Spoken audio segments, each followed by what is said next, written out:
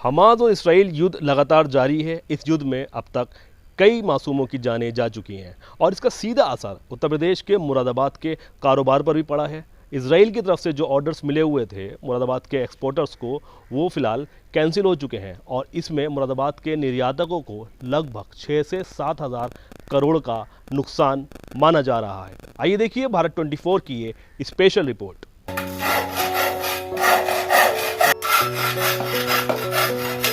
क्या नाम है आपका? कमर अली। तो कमर अली जी, ये क्या काम करते हैं आप? हम पालिश का काम करते हैं, मगर हमारा काम चल ना पा रही है सही से।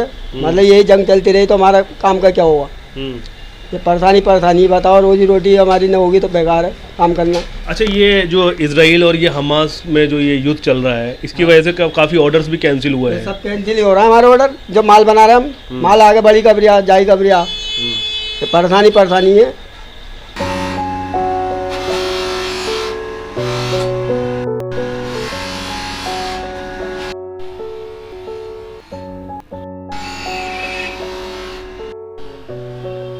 इसराइल और जो हमास का जो जंग चल रहा है, हाँ। इसको लेकर मुरादाबाद के भी कई ऑर्डर्स जो हैं एक्सपोर्टर्स के कैंसिल हुए हैं। ठीक है, हाँ। तो अब ऐसे में आप लोग क्या करेंगे? क्या करेंगे बताओ?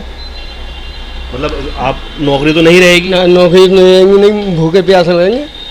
अच्छा, कितनी सैलरी है आपकी? हमारी बहुत हुई 6-7 हज़ार रुपये बस। तो अभी फर्म की तरफ से कोई आपको कुछ सूचित किया गया है? ना, कुछ नहीं कहा। परेशानी ये सब। अच्छा, सब परेशानी।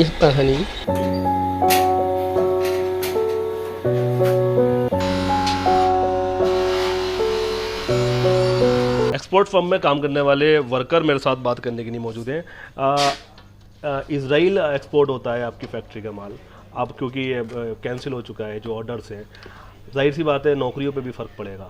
तो अब आगे क्या क्या प्लानिंग है आप लोगों की? आगे क्या, अगर काम नहीं होगा तो फिर काम तो होगा नहीं, तो फिर हमें मिल चुकी है उसकी परमिशन के घर बैठा जाएगा। जब काम वाम नहीं होगा तो कोई ऐसे काम थोड़ी नहीं कराएगा। ये इसराइल और फ़लस्तीन का जो झगड़ा चल रहा है, इस बिना पर काम बंद हो गया सारा, तो हम क्या करेंगे अब आगे बताएं। अच्छा, कितनी आपको यहाँ सैलरी मिलती है?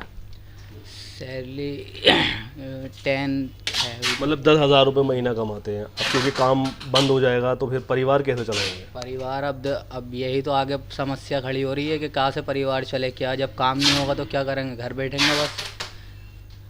बताएं आप किसी से ये पूछा जाए कि फ़लस्तीन या उसके झगड़े से हमारा इससे मतलब ताल्लुक़ है, हमारा नुकसान हो रहा है इसमें, हम क्या करेंगे? हम कहाँ जाएं, कहाँ से खाएं?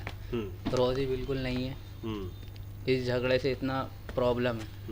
हमाद इसराइल जो है उसको लेके मुरादाबाद के कारोबारी हालात भी ठीक नहीं है। मेरे साथ इस वक्त बात करने के लिए मुरादाबाद हैंडीक्राफ्ट एसोसिएशन के अध्यक्ष नुमान मंसूरी जी हैं। नुमान जी, मुरादाबाद के भी कई ऑर्डर जो हैं इसराइल हमले को लेकर कैंसिल हुए हैं और मुरादाबाद के एक्सपोर्टर्स का भी हाल ख़राब है। इसको लेकर जो हैंडीक्राफ्ट के काम करने वाले हैं, पीतल कारीगर हैं, जाहिर सी बात है उनके भी हालात सही नहीं होंगे। आप अध्यक्ष हैं, उनके हालात जानते हैं, क्या जानकारी है आपके पास?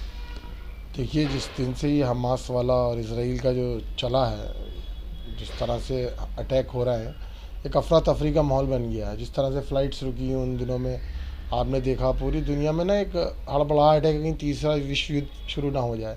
उसको लेके जब आदमी परचेजिंग रुक जाती है किसी भी कंट्री में, जब परचेज़ करता आदमी, जब अमन और शांति हो, सुकून हो, और जब अमन शांति सुकून ही नहीं होगा तो वो ये हैंडीक्राफ्ट परचेज़ क्यों करेगा? क्योंकि खाने पीने की चीज़ तो है नहीं, ये तो एक आर्टवियर है, मतलब लगाने के लिए आदमी घर में डेकोरेटिव आइटम्स हैं। तो ये तो बहुत जब की चीज़ होती है जब पेट में भोजन हो उसके और शांति हो। तो इसको लेके मुरादाबाद की इंडस्ट्री एक तो पहले से ही आप देख रहे होंगे कई सालों से बहुत ज़्यादा नीचे डाउन है। जब से कोविड आया, जीएसटी हुई, नोटबंदी हुई, अब ये इसराइल का ये हमास वाला मैटर चल पड़ा है। मतलब कह सकते हैं मुरादाबाद के कारोबार को लेकर पहले से ही एक कॉन्फ्लिक्ट चल रहा है, कई झटके यहाँ का कारोबार झेल चुका है। अब उसके बाद ये इसराइल वाला जो ये मामला आ गया है उसको लेके। अच्छा, जो कारीगर हैं, पीतल कारीगर हैं, उनकी क्या स्थिति है इस वक्त? देखिए, उनकी जो आप कारीगरों की बात कर रहे हैं, उनकी स्थिति ये है कि आप डिस्ट्रिक्ट एडमिनिस्ट्रेशन से पूछें। आज की तारीख में मुरादाबाद में 11,000 रिक्शाएँ चल रही हैं बैटरी वाली। उसके अंदर 80 से 90% सब आर्टिजन्स हैं जो काम करते थे, ढलाई करते थे, छिलाई करते थे, पॉलिश करते थे। अब उनके पास काम नहीं है तो वो लोग 300 रुपये की रक्षा किराए पे लेके 500 रुपये कमा के 700-800 रुपये कमा के घर में घुस रहे हैं। अपने बच्चों को तो रोटी खिलानी है ना उन्हें, इसलिए आप देख लीजिए हर चौराहे पर जाम है।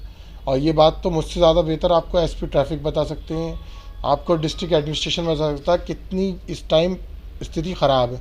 हर जगह जाम की स्थिति बनी हुई है। एक छोटे से शहर में 11,000 रक्षाएँ चलना, मुरादाबाद जैसे शहर में। अच्छा, हैंडीक्राफ्ट के कुछ ऑर्डर्स भी कैंसिल हुए हैं। जो लोग हमारे जो एक्सपोर्टर्स हैं निर्यातक भाई हैं, मेरी उनसे फ़ोन पे बात हुई, एक जीशान साहब हैं, उनका ऑर्डर कैंसिल हुआ है। कई लोगों की शिपमेंट होल्ड हो गई हैं।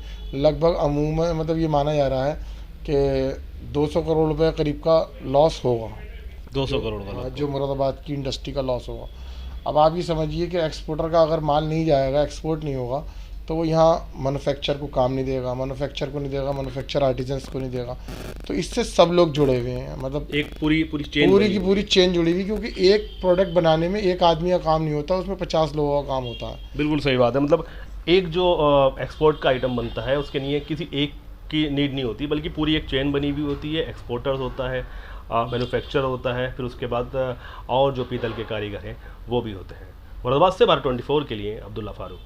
अगर हमास और इजराइल का युद्ध इसी तरीके से चलता रहा तो मान लीजिए मुरादाबाद का जो एक्सपोर्ट है वो काफ़ी हद तक नुकसानदायक पहुंचेगा। मुरादाबाद के एक्सपोर्टर्स को कई हज़ार करोड़ का नुकसान होगा, और साथ ही जो पीतल कारोबारी हैं और कहें जो मज़दूर हैं जो कि फर्मों में काम करते हैं, उनके लिए रोज़ी रोटी की दिक्कत पैदा हो जाएगी।